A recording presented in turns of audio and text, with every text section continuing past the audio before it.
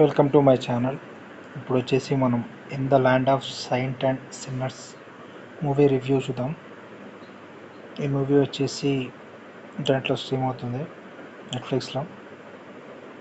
ఈ మూవీ వచ్చేసి ఇప్పుడు క్యారెక్టర్స్ చూద్దాం. ఇందులో హీరో క్యారెక్టర్ ఉంటుంది. హీరో వచ్చేసి కాంటాక్ట్ కిల్లర్. నెక్స్ట్ ఒక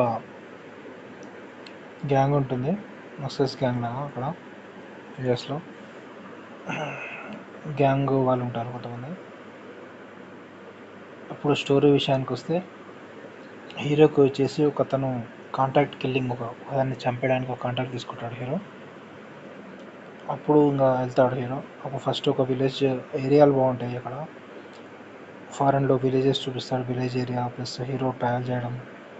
నెక్స్ట్ ఒక ఇంటికి వెళ్తాడు, ఒక ఇంట్లో ట్రావెల్ చేస్తాడు, ఒక ఇంట్లో కొన్ని రోజులు ఉంటాడు, వాళ్ళతో ఫ్రెండ్షిప్ చేయడం అలా ఉంటుంది. అక్కడ నుంచి తన కాంటాక్ట్ కిల్లర్ వాళ్ళు తెలుసుకోవడానికి వెళ్తారు.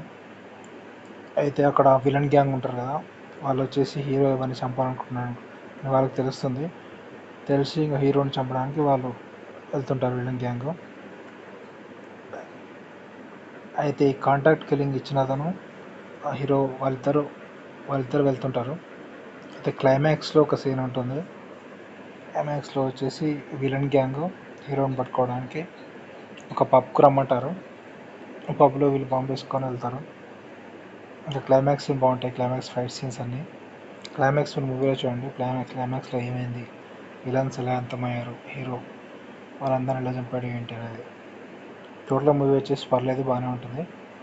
Total action sequences plus locations బాగుంటాయి, విలేజ్ లొకేషన్స్ బాగుంటాయి. Okay, subscribe to my channel to see the movie reviews. Fight scenes కూడా అన్నీ బాగుంటాయి.